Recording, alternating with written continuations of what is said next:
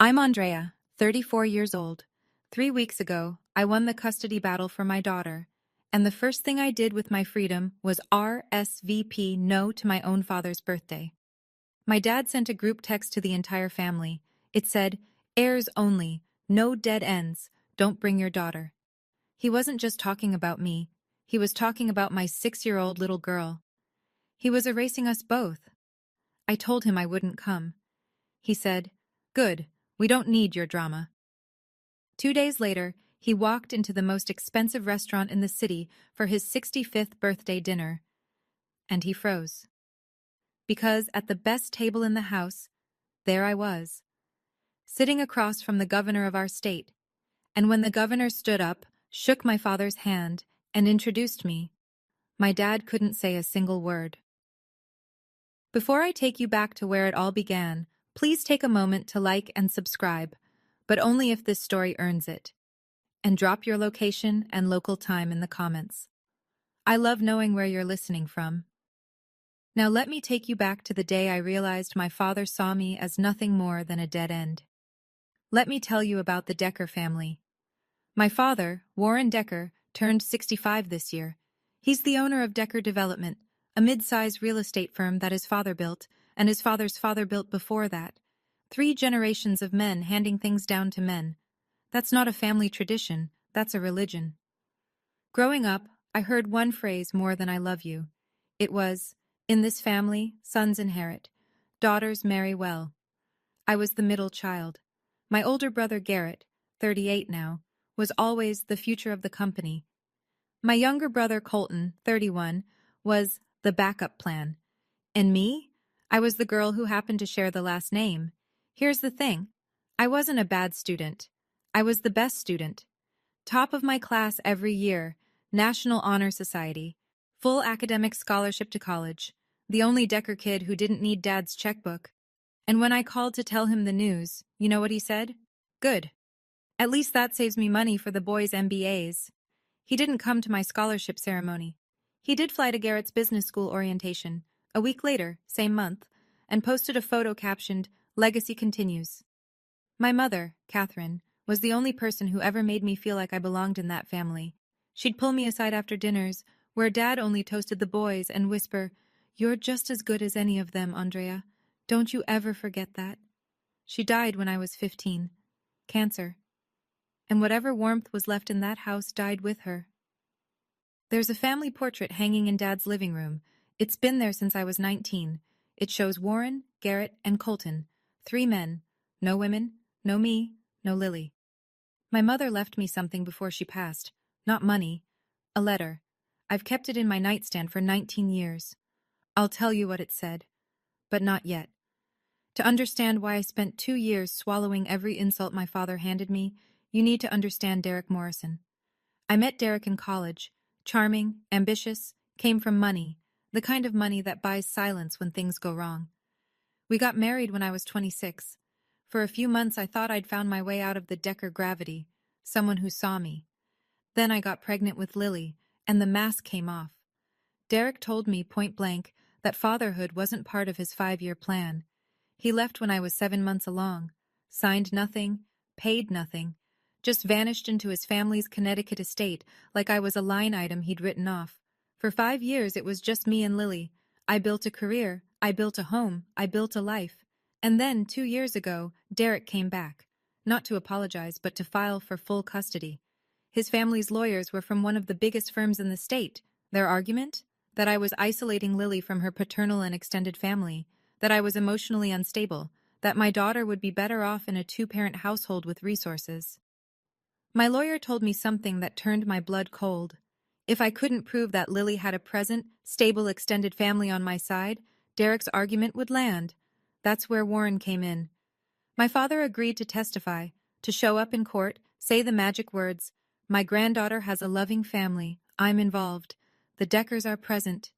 And he did, but he had a price, not money, obedience. Don't embarrass this family. Don't cause scenes. Know your place. For 2 years I paid that price. Every holiday, every dinner, every text I didn't answer back, all so a man who called me a dead end would stand in a courtroom and pretend he loved my daughter. And then, 3 weeks before his 65th birthday, the judge made her ruling. Full custody, Andrea Decker. The judge said it plainly. The child has a stable home, a thriving educational environment, and a mother who has demonstrated extraordinary dedication. She noted the testimony from Lily's school, from her pediatrician, from the family counselor, and yes, from Warren. He showed up, wore his best suit, told the court that Lily was a Decker through and through, and that the family was fully present. The performance of a lifetime. Derek's lawyers objected, the judge overruled, and just like that, 2 years of holding my breath was over. I walked out of the courthouse into the parking lot, sat in my car, gripped the steering wheel, and cried for 20 minutes straight. Not because I was happy, though I was, because I was free. The invisible leash that Warren had kept around my neck for 24 months had just been cut. No more smiling at dinners where I was seated next to the kitchen. No more pretending I didn't hear him introduce me as between things. No more watching my brothers get toasts while I got silence. The custody ruling didn't just give me my daughter. It gave me back myself. I sat in that car until my hands stopped shaking. Then I picked up my phone and called Claire Whitfield. Someone I'll tell you more about soon. Someone who'd been in my corner when no one else was. It's over, I said. I'm free. Claire paused. Then it's time you start living like it, Andrea. I had a meeting the next morning, downtown. An important one. The kind that could reshape education policy across the entire state. But I'll get to that. I folded the judge's ruling, stamped with the court's red seal, and tucked it into my bag. First document I'd carried that actually felt like armor. 2 weeks after the ruling, my phone buzzed at 11 p.m. Lily was asleep beside me, one arm thrown over her stuffed rabbit, mouth slightly open the way 6-year-olds sleep, like the world hasn't touched them yet. I picked up my phone and opened the family group chat. Warren had sent a message. One paragraph. It read, "This is a milestone. My 65th birthday dinner will be held at the Whitfield Room on Saturday evening. This celebration is for heirs only. No dead ends. Don't bring your daughter." I read it twice. Then a third time. No dead ends. That was me. Don't bring your daughter. That was Lily. The man who'd stood in a courtroom 3 weeks earlier and called her a Decker through and through was now calling her a dead end in a group text. I looked at Lily sleeping. Her little hand was curled into a fist, like even in her dreams she was holding on to something. Then a private text from Garrett. "Dad's right, oh, it's his night. Don't make it about you." I'll be honest. The heirs only thing was my idea. He liked it. My older brother. The one who smiled at every Thanksgiving, like he wasn't watching me disappear. He'd written the words himself. I typed back to the group. "I won't come." Warren's reply was instant, like he'd been waiting. "Good. We don't need your drama. Your mother would be ashamed." My mother. He used my dead mother, his dead wife, as a weapon. And something strange happened. For the first time in my life, I didn't cry. Something inside me had shifted. The custody ruling hadn't just freed me legally, it freed something deeper. I put my phone down. I looked at Lily. And I thought about what Claire had said. Start living like it. So I opened my laptop. And I made one phone call. I'm not going to tell you who I called. Not yet. Let me paint the picture so you understand. This wasn't a one-time thing. My father didn't just wake up one morning and decide I was less. He'd been building that wall my entire life, brick by brick. When I was 18, I graduated high school as valedictorian, top of my class. I stood at that podium and gave a speech about resilience. My father arrived 40 minutes late, spent the ceremony looking at his phone, and afterward drove straight to a steakhouse with Garrett to celebrate, and I quote, his son getting into business school. He didn't say a word about my speech, not one. When I was 26, Derek and I got married. My father gave the wedding toast. It lasted 4 minutes. 3 of those minutes were about the Decker men. His father, himself, Garrett, Colton, the legacy, the name, and then one sentence at the end, and to Andrea, may she find a good man to take care of her. Derek sat beside me, grinning. I sat there with my fingers wrapped around a champagne glass I couldn't taste. When I was 28, Lily was born. Warren came to the hospital, looked at Lily in the bassinet, looked at me, and said, "Another girl." Well, maybe your brothers will give me grandsons. She was 6 hours old. I'm wearing my mother's ring right now, a simple gold band with a tiny emerald. Catherine left it to me in her will. I've worn it every day for 19 years. My father has never once noticed. That week after the custody ruling, I had back-to-back meetings at the State House. There was one in particular, a dinner meeting with someone important. I'd been preparing for it for months. But I'll tell you about that when the time is right. 3 months before the birthday dinner, there was Thanksgiving. I went because I still needed Warren for the custody case.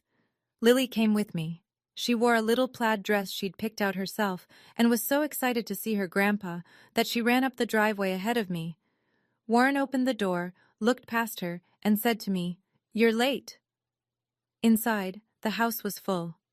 Warren had invited neighbors, a couple of his real estate partners, the Hendersons from the country club, important people in his mind, and when they arrived, he did what he always did.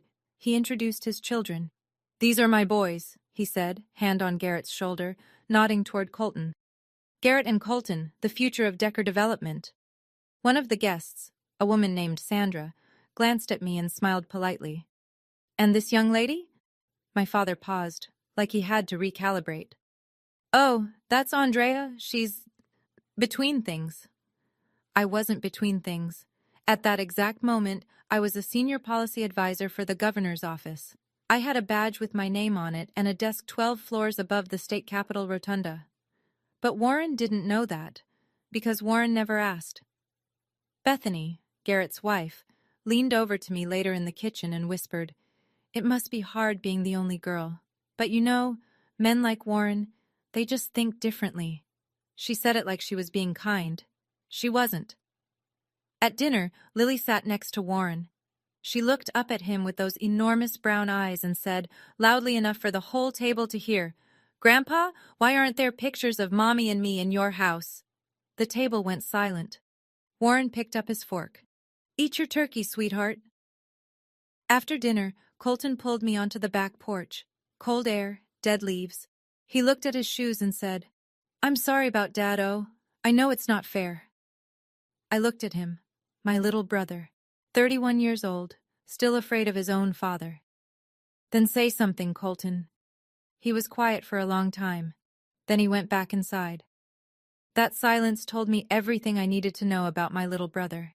"I need you to understand how the custody case worked, not the legal fine print, but the mechanics of how my father used it." Derek's attorney built the entire case around one word: isolation.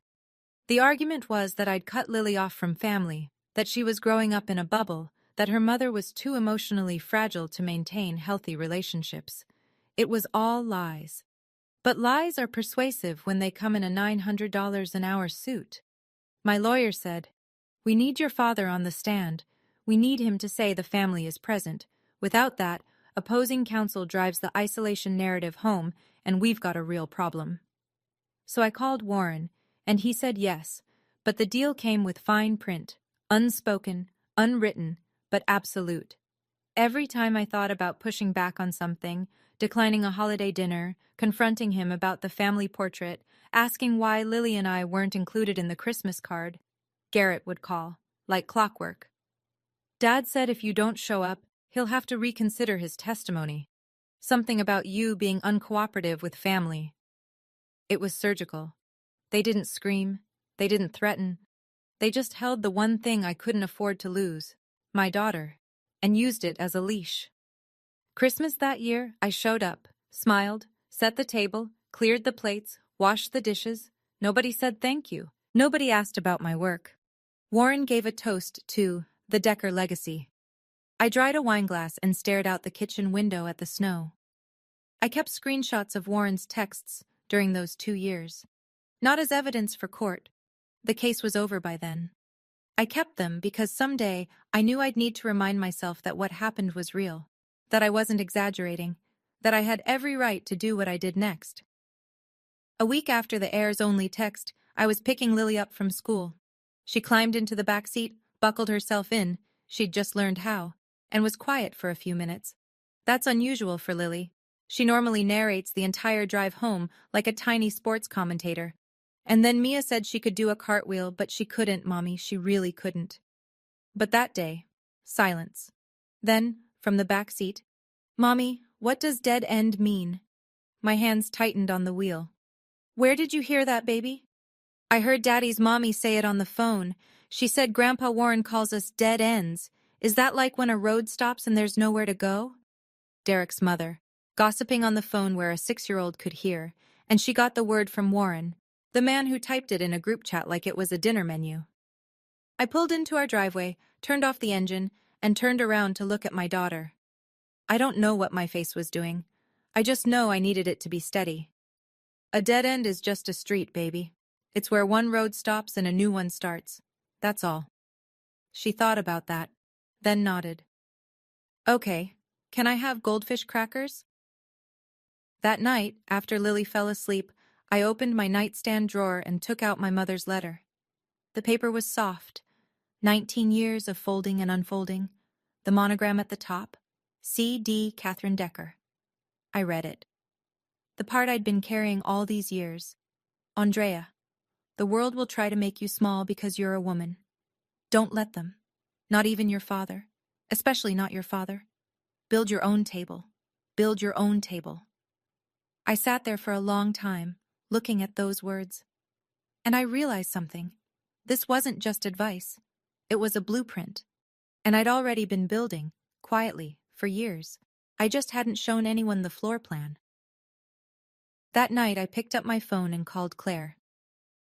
"The dinner meeting with the governor next week. I need to change the restaurant."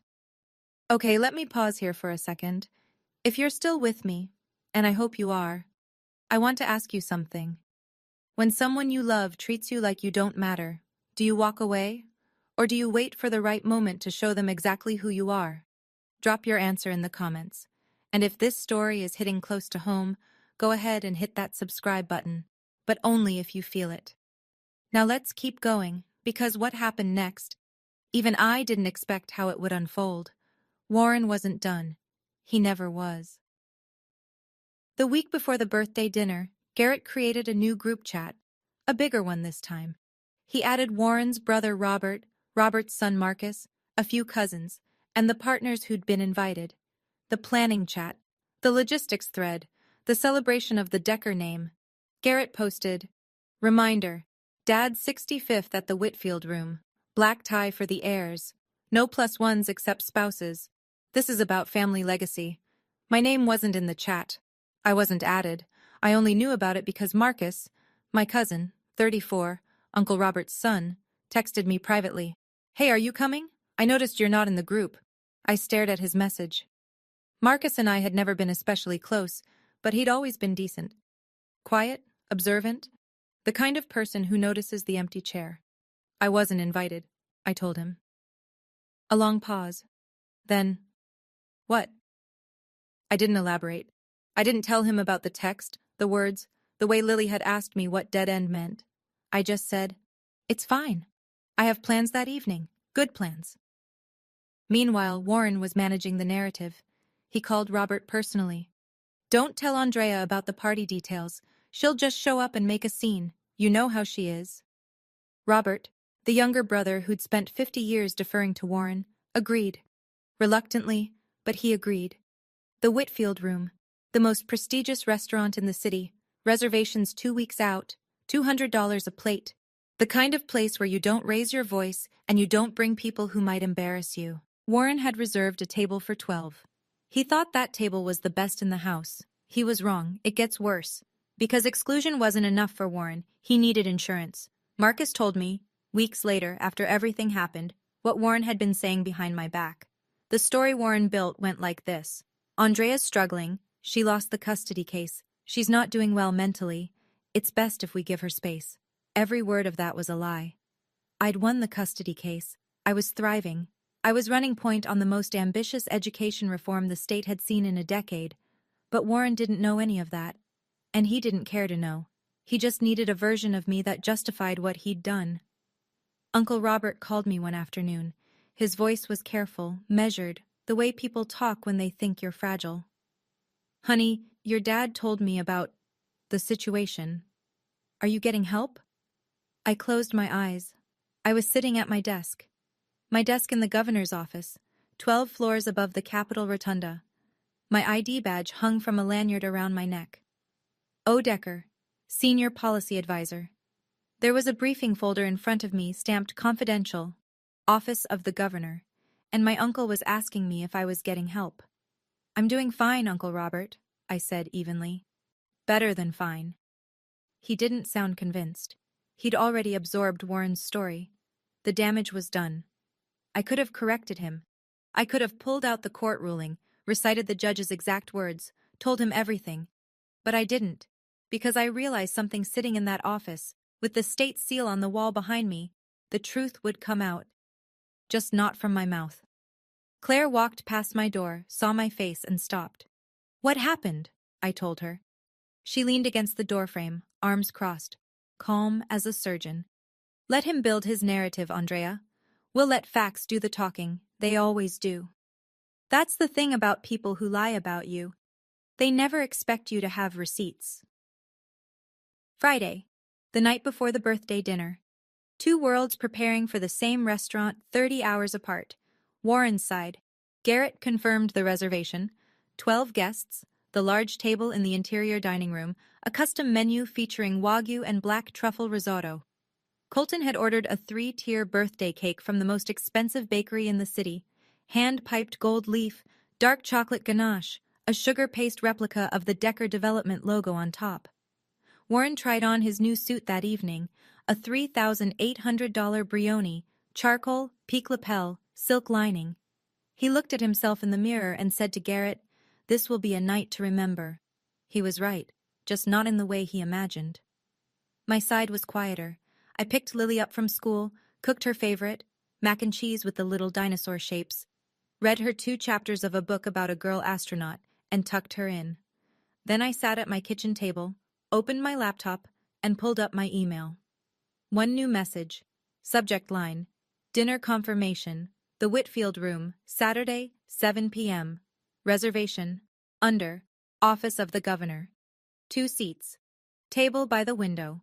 The best table in the house, the one with the panoramic city view, reserved exclusively for high-profile government functions.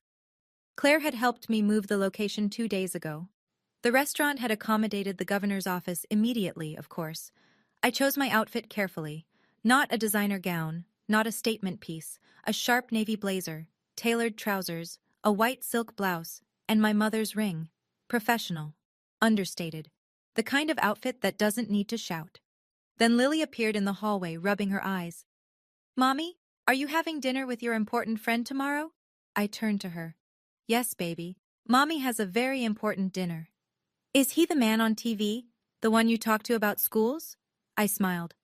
"Go back to sleep, sweetheart." She padded back to her room. I looked at my reflection in the dark window. Navy blazer, Mom's ring, steady hands. Tomorrow, I didn't need to be loud. I just needed to show up. Saturday morning, the day of Warren Decker's 65th birthday. I woke up at 5:30. Lily was still asleep, her rabbit tucked under her chin. The house was quiet in that way that only early mornings are, like the world is holding its breath. I made coffee, sat at the kitchen counter, checked my phone. The family group chat, the one I wasn't in, but Marcus had been forwarding me screenshots, was already alive. Garrett had posted photos of the Whitfield Room's private dining setup, white lilies in crystal vases, place cards with gold calligraphy, a framed photo of Warren at the head of the table slot. Colton posted a picture of 4 bottles of Chateau Margaux 2005, roughly $600 each, lined up like soldiers. Warren himself had written, "Tonight, I celebrate 65 years and the legacy I built, with my heirs by my side, his heirs. 2 sons who'd never once stood between their father and his cruelty." I stared at the screen, and for one weak, terrible moment, the old feeling came back. That hollow pull in my chest, the one that whispered, "Maybe if you just called him. Maybe if you said, 'Please let me come. I'll sit at the end. I'll be quiet. Just let Lily see her grandpa on his birthday.' Old habits die hard, even the ones that hurt you." Then I looked up from my phone. Lily had wandered into the kitchen, still in her pajamas, clutching her rabbit. She climbed into the chair next to me and said sleepily, "Mommy, is today the important dinner?" And I heard it again. Mommy, what does dead end mean? The hollow feeling left. I called Claire. I'm having a moment. That's normal. You're not doing anything wrong, Andrea. You're showing up to a dinner you earned. The rest is just geography. Geography. I liked that. 6 o'clock. Across town, Garrett pulled up to Warren's house in his black Mercedes S-Class, vanity plate DECKER1. Warren walked out in the Brioni suit, adjusting a silk pocket square, his silver hair swept back like he was arriving at his own coronation. He slid into the passenger seat and said, "Where's that gift from Senator Mitchell?" Garrett handed him a small envelope. Warren turned it over, satisfied. He'd invited a state senator to boost his image, a man he'd donated to for 3 election cycles. That was Warren's idea of power, proximity. Stand close enough to someone important, and the importance rubs off. He had no idea what real proximity looked like. Not yet. At my house, I kissed Lily goodbye at the door. Mrs. Patterson, our neighbor, a retired school librarian, the most trustworthy woman on the block, was babysitting. Lily wrapped her arms around my waist and said, "Good luck at dinner, Mommy. Tell your TV friend I said hi." I laughed, kissed her forehead. "I will, baby." I drove downtown with the windows down. The city was that particular shade of golden hour that makes everything look like a painting. Warm light on old brick, long shadows across the avenue. I parked 3 blocks from the Whitfield room because the lot was already filling up. Saturday night in the city. I sat in my car for 5 minutes, hands on the wheel, breathing. Then I got out, walked toward the entrance, and in the parking lot, gleaming under a streetlight, I saw it. The black Mercedes S-Class, vanity plate DECKER1. He was already here. I walked through the front door of the Whitfield room. The hostess looked at her screen, then up at me, and her eyes shifted, just slightly, the way people's eyes shift when a reservation carries weight. "Right this way, Ms. Decker," she said. "The governor's table is ready." The Whitfield room is the kind of restaurant where everything whispers. The linen is heavy, the lighting is low and golden. The servers move like they've rehearsed, and every table tells you exactly where you stand. I was led to the window table, the one everyone in the room can see. Panoramic glass, the city skyline spread out like a promise. White tablecloth, crystal stemware, a single orchid in a slender vase. 2 place settings. The table was reserved under Office of the Governor, and the staff treated it accordingly. The manager came out personally to adjust the flower arrangement. Warren's table was deeper inside the restaurant, near the kitchen pass. A large round table for 12, nicely set, but positioned in what anyone in the hospitality world would recognize as the second tier. Good, not best. Visible, not prominent. I sat down, ordered sparkling water, folded my hands in my lap, waited. I could hear, faintly, the sounds of a large party assembling in the other room. Chairs scraping, laughter, the clink of expensive glasses. Warren and his heirs gathering for the legacy dinner. I didn't look. At 7:15, Governor Thomas Hadley arrived. He walked in with a single aide, no fanfare, no security detail for a private dinner, and crossed the room to my table with the easy confidence of a man who's been in public life for 30 years. He shook my hand with both of his. "Andrea, great to see you. I've been looking forward to discussing Phase 2. This was real. This was a work dinner, not a stunt, not a setup. The governor and I had been meeting monthly about the statewide education reform initiative I'd architected. Tonight was about Phase 2, expansion into rural districts. I had a briefing binder in my bag. The restaurant manager appeared at the table. "Governor Hadley, welcome. Can I start you with anything?" The governor sat, opened his napkin, and smiled at me. "Let's get to work." And then he said something else, casually, almost as an afterthought. "By the way, Andrea, that letter of commendation. I signed it yesterday. You'll get it Monday. You've earned it." A letter of commendation, signed by the governor, for work I'd done while my father was telling the family I was falling apart. 30 minutes later, Warren Decker made his entrance. I didn't see it happen. I was facing the window, talking policy with the governor, but I heard it.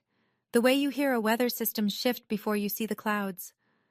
The front doors of the Whitfield room opened, and a group of 12 people swept into the main dining area with the kind of energy that comes from money and expectation. Warren walked in first. Brioni suit, silk tie, silver hair catching the light. Behind him, Garrett and Bethany, Colton, Uncle Robert, Marcus, and 6 other guests, business associates, old friends, people who'd been invited to witness the patriarch's coronation. The staff seated them at the interior table. Warren took the head, naturally, Garrett to his right, Colton to his left, a proper kingdom. Warren surveyed the room, nodded slowly, the kind of nod that says, "This is appropriate. This is what I deserve." He didn't notice that the window table, the real centerpiece of the restaurant, wasn't his. He didn't look that far. A server brought champagne. Warren held his glass up and said to the table, 65 years, and everything I built goes to my boys. That's how it should be." Garrett raised his glass. "To the Decker legacy." The table clinked. Everyone drank. Everyone except Marcus, who hesitated, glass half raised, eyes drifting toward the window. Marcus looked across the dining room, past the servers, past the candlelight, past the other guests, to the window table. And he saw me, sitting across from a man he recognized instantly, a man whose face was on billboards, in newspapers, on television. Marcus's glass froze halfway to his lips, his mouth opened slightly. Then he closed it. He didn't say a word. Not yet. But I could feel it. From 40 feet away, I could feel the first domino tilting. At my table, the conversation had moved from policy to something lighter. The governor asked about Lily, the way a decent person does when they know you're a parent. "How's your daughter? Lily, right? You mentioned she got into the gifted program." "She's wonderful," I said. "She told me yesterday she wants to be a scientist who fixes schools." He laughed. "Then she's already better at messaging than half my communications team." This was the part of working with Governor Hadley that I valued most. He saw people, not titles, not last names, not legacies, people. When I'd first been assigned to his policy team, he'd read my entire brief on education funding gaps and called me personally to say, "This is the best analysis I've seen in 20 years of public service." "You know, Andrea," he said now, setting his water glass down, "I've worked with a lot of policy people. Senate staff, federal liaisons, think tanks. Very few have your combination of analytical rigor and genuine passion. This state is lucky to have you." I thanked him. But inside, the irony was so sharp I could taste it. The governor of this state was telling me I was one of the best minds he'd worked with. And 40 feet away, my father was toasting the real Deckers. Then the restaurant manager appeared at our table, bending slightly at the waist. "Governor, I should let you know, there's a large private party in the main dining room this evening. The Decker party." The governor glanced at me. "Decker? As in your family?" The question hung in the air between us. A simple question with a complicated answer. I held his gaze for a second, then, "It's my father's birthday. Should we go say hello?" He didn't invite me. The silence that followed was louder than anything Warren had ever shouted. Governor Hadley looked at me for a long moment. Then he set his napkin down, very deliberately. "Tell me more about that." I didn't cry. I didn't perform. I just told the truth, the way you report a fact, not the way you tell a tragedy. My father has always valued his sons over me. He built a real estate business with his name on it and decided only his boys were worthy of it. Not because of merit, but because of gender. He calls me a dead end. He sent a group text excluding me and my 6-year-old daughter from tonight because, in his words, heirs only. I paused. Then, "Governor, I didn't choose this restaurant to create a scene. The Whitfield room has been our regular meeting spot for months. I'm not asking you to do anything. I just want to enjoy our dinner and discuss Phase 2. The governor was quiet. He picked up his water glass, took a sip, set it down, adjusted the edge of his napkin. These were the gestures of a man who'd spent 3 decades in public service learning how to listen before he spoke. Then, "Andrea, I've met a lot of families in this job, and I've learned one thing. The people who talk the most about legacy usually understand it the least." He leaned forward slightly. "You built something real. Your work is changing children's lives across this state, thousands of them. That's legacy. A last name on a building isn't." "I'm not here for revenge, Governor," I said. I'm here because I earned this seat. He nodded. Yes, you did. Then he turned to his aide. Cancel my 9 o'clock. We're going to take our time tonight. The aide blinked. She clearly wasn't expecting that. Sir? Cancel it. The governor turned back to me, picked up his menu and said, Now, tell me about the rural district data. I want to hear everything. He wasn't leaving early. He wasn't rushing through dinner to avoid the situation. He was settling in. And I understood why. Not because he wanted to orchestrate anything, but because he'd made a judgment about what mattered. And what mattered was the work. What happened next, though, wasn't his choice. It was Marcus's. 8:15 p.m. At Warren's table, the first course was being cleared. Seared scallops, microgreens, something with truffle oil that probably cost more than my grocery bill for the week. Garrett was telling a story about a zoning deal. Colton was nodding. Warren was presiding. Marcus excused himself. Restroom, he said. He didn't go to the restroom. I saw him before he reached the table, tall, moving through the dining room with the deliberate pace of someone who's about to do something he can't undo. He stopped 2 feet from our table, and his eyes went from me to the governor and back to me. Andrea, he said. His voice was almost a whisper. Is that the governor? I looked up at him, calm, steady. Marcus, this is Governor Thomas Hadley. Governor, this is my cousin Marcus Decker. The governor stood. Because that's what Thomas Hadley does. He stands when he's introduced to someone, and extended his hand. Nice to meet you, Marcus. Your cousin is doing incredible work for this state. Marcus shook the governor's hand. I could see his fingers trembling. I had no idea. I let that land. Then, quietly, that's because no one in this family ever asked. Marcus stood there for another moment. The governor gave him a small, warm smile, the kind politicians perfect over decades, but in Hadley's case, I'd come to learn it was genuine. Then Marcus nodded, almost to himself, and walked back across the dining room. He sat down at Warren's table. I could see him from where I sat. Garrett leaned over. What took you so long? Marcus's hands were in his lap. I could tell, even from 40 feet away, that they were shaking. Nothing. Just ran into someone. He didn't tell them. Not yet. But I could see the way he was looking at Warren, really looking, the way you look at something when you finally see it clearly for the first time. The dominoes were tilting, and I hadn't pushed a single one. All right, we're getting close to the moment I know you've been waiting for. But before we get there, could you do me a favor? Hit that like button, not for the algorithm, for every woman who's ever been called a dead end by someone who was supposed to love her. And if you haven't subscribed yet, now's a good time. Because what happens in the next few minutes? I still get chills thinking about it. Let's go. 8:30 p.m. Warren stood up. The second course was finished. The Chateau Margaux had been poured, that deep, impossible red that only Old Bordeaux achieves. Garrett had been building to this moment all night. The toast, the big speech, the patriarch's coronation. Warren buttoned his jacket, picked up his glass, turned toward the table to address his guests, his heirs, his legacy, his kingdom. And as he turned, his gaze swept across the dining room toward the windows, toward the best table in the house, toward the soft light and the city skyline and the 2 people sitting there. He stopped. His whole body stopped. Not just his feet, but his hand, his breath, the words that were about to come out of his mouth. Everything locked in place like a film that had frozen on a single frame. I wasn't looking at him when it happened. The governor was mid-sentence, something about literacy benchmarks in the 3rd quarter, and I was listening. But I felt it. You know that feeling when someone stares at you from across a room? When the weight of their attention changes the air? I glanced up, and there he was, my father, 65 years old today, standing at the head of his table in his $3,800 Brioni suit, a glass of $600 Bordeaux in his hand, mouth slightly open, staring at me like I was a ghost. Is that, he said, not to anyone in particular, just to the air.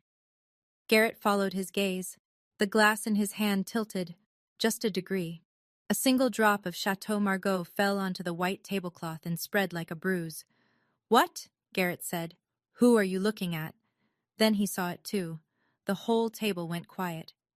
12 people, mid-bite, mid-sentence, mid-toast, suddenly silent. Colton was the first one to speak. That's the governor. Why is Andrea having dinner with the governor? Warren's answer came out hoarse, barely audible. That's impossible. Warren put his glass down.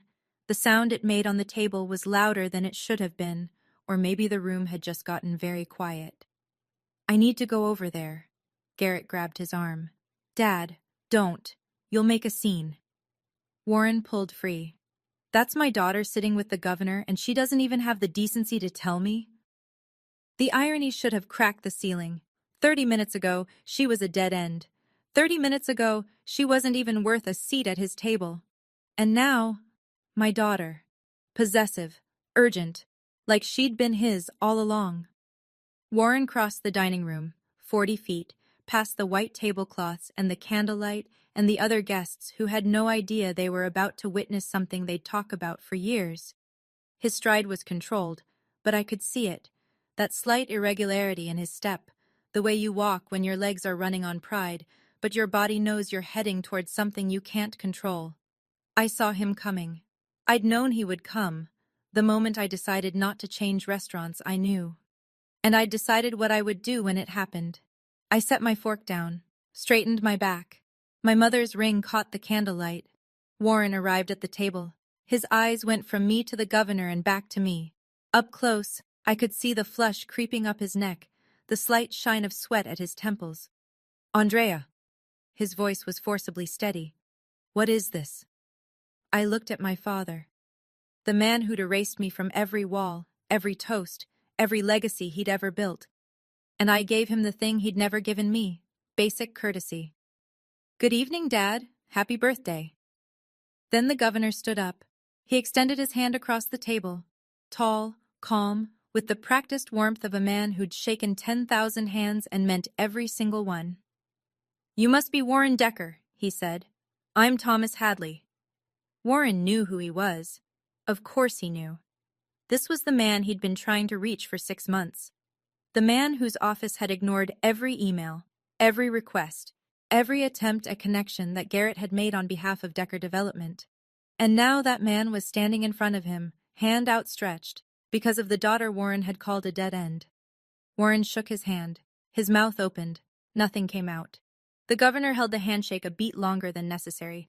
Not aggressive, just steady, like he wanted Warren to feel the weight of the moment. And if you haven't subscribed yet, now's a good time. Because what happens in the next few minutes?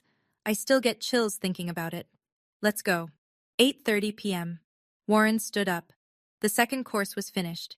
The Chateau Margaux had been poured, that deep, impossible red that only Old Bordeaux achieves. Garrett had been building to this moment all night. The toast, the big speech, the patriarch's coronation.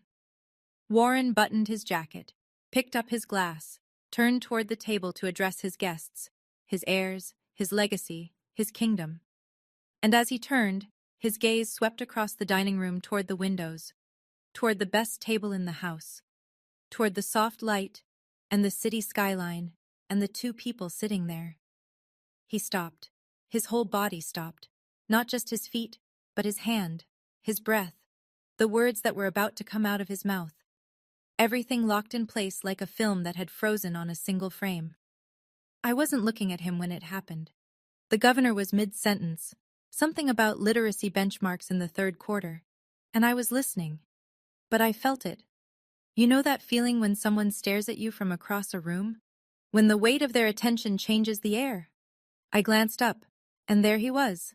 My father, 65 years old today, standing at the head of his table in his $3,800 Brioni suit, a glass of $600 Bordeaux in his hand, mouth slightly open, staring at me like I was a ghost. Is that, he said, not to anyone in particular, just to the air. Garrett followed his gaze, the glass in his hand tilted, just a degree. A single drop of Chateau Margaux fell onto the white tablecloth and spread like a bruise. What? Garrett said. Who are you looking at? Then he saw it too. The whole table went quiet. 12 people, mid-bite, Mid-sentence, mid-toast, suddenly silent. Colton was the first one to speak. That's the governor. Why is Andrea having dinner with the governor? Warren's answer came out hoarse, barely audible. That's impossible.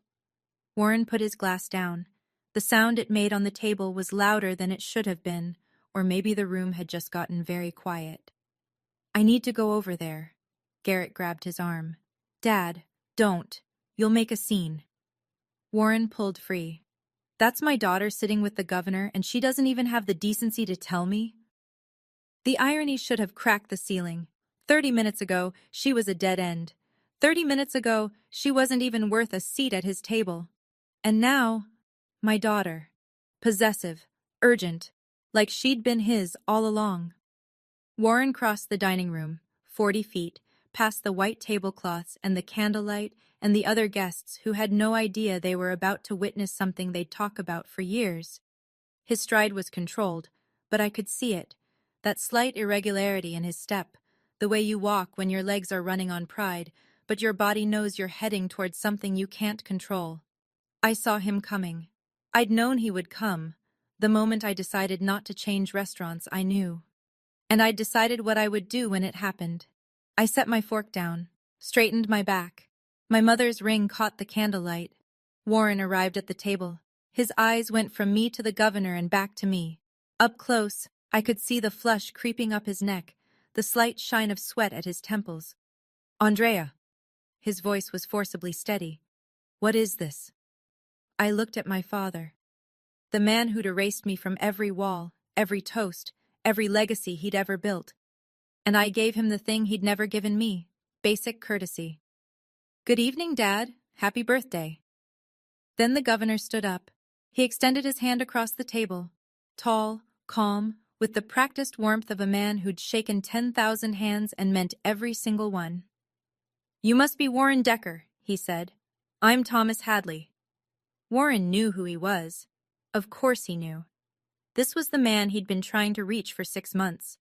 The man whose office had ignored every email, every request, every attempt at connection that Garrett had made on behalf of Decker Development.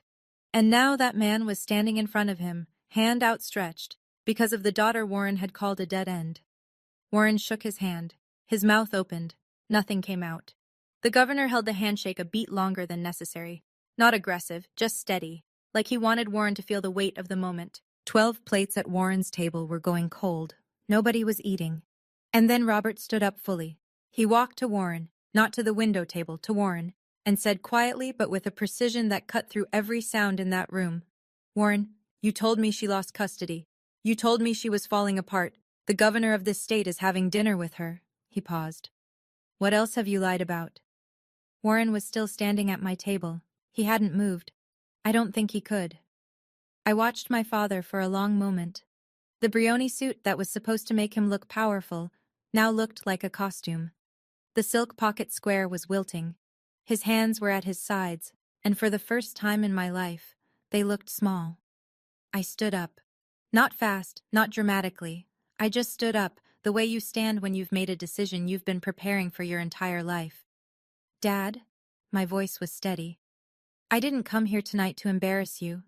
I came here because I had a dinner meeting with the governor, a meeting I earned through years of work you never cared to ask about. He blinked, twice. You called me a dead end. You told the family I was falling apart. You excluded me and Lily from your birthday because we weren't heirs. The word landed like a stone in water. But here's what you missed. While you were deciding I was nothing, I was building something. Not for your approval, not for your legacy, for my daughter, for myself. I took a breath. My mother's ring was warm against my finger. I'm not asking you to be proud of me, Dad. I stopped needing that a long time ago. But I need you to hear this. Lily and I are not dead ends. We are not your shame. And if you want us in your life, it starts with respect. Not control, not conditions. Respect. I sat back down, smoothed my napkin, turned to the governor. I'm sorry about that, Governor. Thomas Hadley looked at me with an expression I'll carry for the rest of my life. Not pity, not awkwardness, something warmer. Don't be sorry, Andrea. That was long overdue. Warren stood there for another 3 seconds. Then he turned and walked back to his table. He didn't look at me again, not once. But I saw his hand. The one that wasn't holding anything, the one that was just hanging at his side. And it was trembling. The governor waited until Warren was back at his table. Then he reached into the leather portfolio beside his chair, the one his aide had been carrying, and pulled out a document. Heavy cream-colored paper, the state seal embossed in gold at the top, a signature at the bottom that I'd seen on legislation, executive orders, and proclamations that affected millions of people. I was going to give you this Monday, he said, but I think you deserve it now. He slid the letter of commendation across the table to me. I picked it up. My hands were trembling, not from fear, not from anger, but from the sheer weight of being seen, of someone in a position of power looking at my work and saying, in writing, with a seal and a signature, "You matter." The letter cited my exceptional leadership in designing and implementing the State Education Reform Initiative, my demonstrated commitment to equitable access, and my extraordinary analytical capabilities that have directly improved outcomes for over 200,000 students statewide. 200,000 students. While my father was telling people I was between things, the governor flagged the restaurant manager. "Would you mind?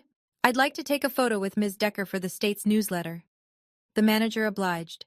We stood side by side, the commendation between us, the city skyline behind us through the window. The camera flashed. From across the room, I didn't look, but I could feel it. Warren was watching. His daughter, holding an official letter from the governor, posing for a state publication, in the restaurant where he was supposed to be king. Marcus returned to Warren's table. He stood, not sat, and said in a voice clear enough to carry, "Uncle Warren, I just shook hands with the governor. He told me Andrea designed the education reform program the entire state is using. Did you know that?" The table looked at Warren. Warren said nothing. There was nothing left to say. The narrative he'd built, Andrea is struggling, Andrea is unstable, Andrea is a dead end, was disintegrating in real time. And the person dismantling it wasn't me. It was the truth. Uncle Robert came to the window table next. He approached slowly, the way you approach someone when you know you owe them something you can't easily repay. "Governor Hadley, I'm sorry to interrupt." Robert's voice was careful, respectful. "I'm Robert Decker, Andrea's uncle." The governor nodded warmly. "Of course, please." Robert turned to me, and his face, this man who'd known me since the day I was born, who'd watched me grow up in his brother's shadow, who'd believed Warren's lies without a single phone call to verify, his face crumbled. "Andrea, I owe you an apology. Your father told me things that weren't true. I should have called you directly. I should have asked." "Thank you, Uncle Robert," I said. No edge in my voice, no lecture. Just the truth meeting a man who was finally ready to hear it. "That means a lot." He swallowed hard. "How's Lily? I haven't seen her in so long." I smiled, a real smile, the first one that evening that wasn't armor. "She's amazing. She just got accepted into the state gifted and talented program. Top 2% in the state." Robert's eyes widened. "Top 2%? She also started reading at 4. She loves astronomy. Last week she told me she wants to be a scientist who fixes schools, because that's what she thinks I do." The dead-end granddaughter, the one who wasn't worth a seat at the birthday table. Top 2% of the state. Robert stood very still. Then his eyes filled. Not dramatically, not performatively, just the quiet overflow of a man realizing the enormity of what his family had done. He walked back to Warren's table. I couldn't hear exactly what he said, but I saw his posture change, shoulders squared, chin up, and then his voice carried, just barely, across the dining room. "Your granddaughter is in the top 2% of this state's gifted program, Warren. She's 6 years old, and you called her a dead end in a group text." He paused. The table was silent. "I'm ashamed to be your brother tonight." Garrett tried to salvage it, because that's what Garrett does. He manages. He controls. He smooths things over so the Decker machine keeps running. He walked back to the governor's table one more time, straightening his tie, forcing his face into something resembling confidence. Governor Hadley, I apologize for the disruption this evening. If there's anything Decker Development can do to support your office, any way we can contribute, the governor looked at him, not unkindly, but with the absolute clarity of a man who has no reason to pretend. Mr. Decker, I appreciate the offer. But I should tell you, I'm familiar with your zoning applications. Quite familiar, in fact. They'll be reviewed through standard procedures. I don't discuss development approvals at social dinners. He paused. I'm sure you understand. Standard procedures. In government, that means you are no longer a priority. You are in the pile. You will wait like everyone else. Garrett walked back to Warren's table. I watched his face transform with every step, the false confidence falling away like plaster off a wall. By the time he sat down, he looked 10 years older. What did he say? Warren's voice was barely there. It's over, Dad. He's not going to help us. What do you mean it's over? I mean the man you've been trying to get a meeting with for 6 months. The one whose office has ignored every single one of my emails. Just found out that you disowned the person he values most on his team. The project is done. The Decker Development Redevelopment Project. Phase 3 of a commercial zoning initiative worth $4.2 million. 6 months of lobbying, networking, donating, all of it, gone. Not because anyone took revenge, because the truth showed up at a dinner table. Warren turned on Garrett. His voice was low, toxic, reflexive. This is your fault. You wrote that text, heirs only. That was your idea. Garrett stared at him. You approved it, Dad. They sat there, looking at each other, father and eldest son, the pillars of the Decker legacy crumbling into each other. The party ended early. There was no toast, no speech, no 65 years and everything I built. The guests filed out in ones and twos, the way people leave a room where something irreversible has happened. Quiet, quick, eyes forward. Robert left without saying goodbye to Warren. He shook Marcus's shoulder on the way out, and the two of them walked into the night together. Bethany gathered her coat and followed Garrett in silence. Colton lingered, but when Warren wouldn't look at him, he left too. And then there was Warren, alone at a table for 12. The 3-tier birthday cake, hand-piped gold leaf, dark chocolate ganache, the Decker Development logo in sugar paste, sat untouched at the center of the table. The candles had never been lit. I was still at my table. The governor and I had returned to our conversation. Phase 2, Rural District Data, a pilot program in the western counties. Real work, meaningful work. I could feel Warren watching from across the room, but I didn't turn.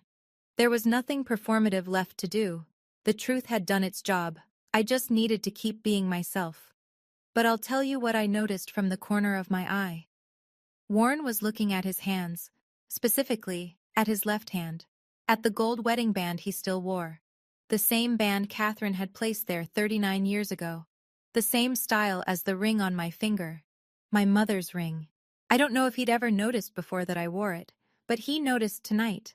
I could tell by the way his fingers went to his own band and held it there, like he was trying to remember something he'd lost a long time ago.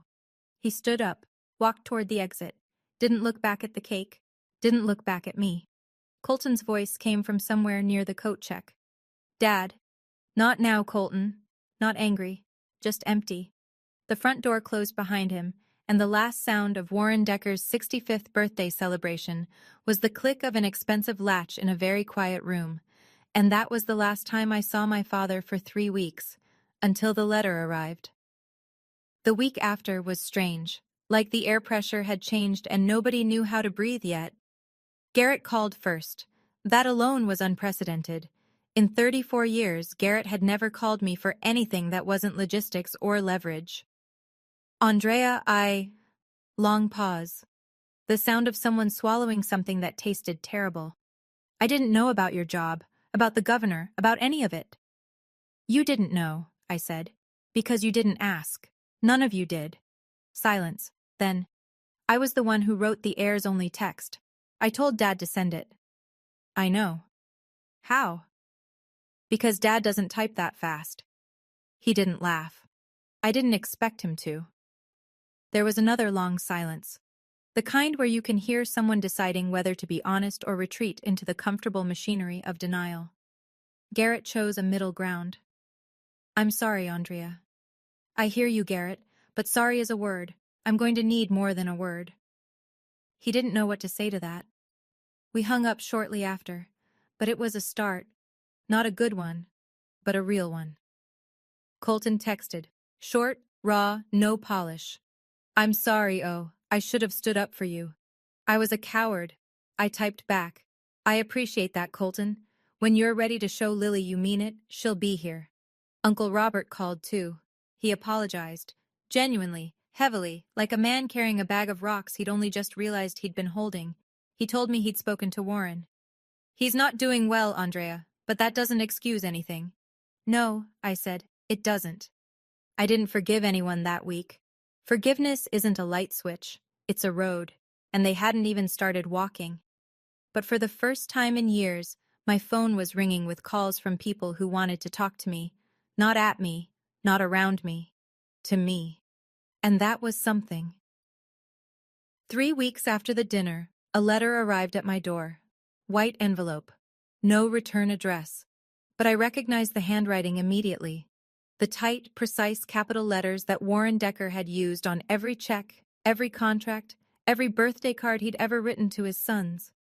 I'd seen that handwriting 1,000 times, just never on anything addressed to me. I sat down at the kitchen table. Lily was at school. The house was quiet. I opened the envelope. Handwritten, 4 paragraphs. No lawyer, no assistant, no drafted and redrafted corporate language. Just a man and a pen, and the thing he should have said years ago. Andrea, I haven't slept in 3 weeks. I've been sitting in my study staring at the wall, and I keep seeing the same thing. You at that table, with the governor, wearing your mother's ring. I didn't know you wore it. That's the part that won't leave me. Not the governor, not the job, not the program you built. The ring. I didn't know. I lied to Robert. I lied to the family. I said things about you that weren't true because it was easier than admitting what I'd done. What I've been doing for 30 years. Your mother would be proud of you. Not because of the governor or the commendation. She wouldn't have cared about that. She'd be proud because you raised Lily into the kind of child who asks why there are no pictures of her mommy on the wall. That was always what Catherine cared about. The real things. I forgot that. I'm not asking you to forgive me. I'm asking you to let me earn it. Signed, Dad. Not Warren Decker, just Dad. I read it twice. Then I folded it carefully along the creases and opened my nightstand drawer. I placed it inside, next to my mother's letter, the one I'd kept for 19 years. 2 letters side by side for the first time, Catherine's and Warren's. There was a P.S. at the bottom, in smaller writing. I looked up the state gifted and talented program. Top 2%. My granddaughter. I didn't know. I closed the drawer. I didn't cry. But I sat on the edge of my bed for a long time, and my hands were not quite still. I didn't write back. Not yet. This wasn't a happy ending. This was a first step. And first steps don't mean much until you see where the second one lands. So here's where I am now. I used to think my father's approval was the measure of my worth. I spent 30 years trying to be good enough for a man who'd already decided I was less. Not because of anything I'd done, but because of what I was born as. A daughter. In Warren Decker's world, that was a disqualification. The night at the Whitfield room didn't fix my family. I want to be honest about that. My father didn't become a different person overnight. Garrett is still figuring out how to be a brother instead of a gatekeeper. Colton is trying. He called Lily last week and asked her about the planets, which made her so happy she talked for 40 minutes straight. Uncle Robert calls me every Sunday now. Marcus and I are actually friends, real friends, the kind where you text each other dumb things at midnight. But here's what changed. I stopped waiting. I stopped standing outside my father's house, hoping he'd open the door. I stopped rearranging myself to fit into a frame that was never built for me. My mother's letter said, "Build your own table." I did. And when I sat at it, the governor of this state chose to sit across from me. Not because of my last name, not because of my father's company, because of my work. Last week, Lily looked up from her homework and said, "Mommy, can Grandpa come to my science fair?" I looked at her, my extraordinary, top 2% dead-end daughter, and I said, "If he earns it, baby, if he earns it." She nodded, like that made perfect sense. To every woman listening who's ever been called a dead end, by a father, a husband, a brother, a boss, anyone, I want you to hear this. You are not a dead end. You are a beginning. Build your own table, and don't let anyone tell you who gets to sit at it. And that's my story. If you made it this far, thank you. Truly. Before you go, I want to ask you one last thing. Have you ever had to build your own table? Tell me about it in the comments. I read every single one. If this story meant something to you, hit like, and if you want more stories like this, subscribe and check out the video in the description. It's another story about someone who refused to stay small. Until next time, remember, your worth is not up for a vote. Take care of yourselves.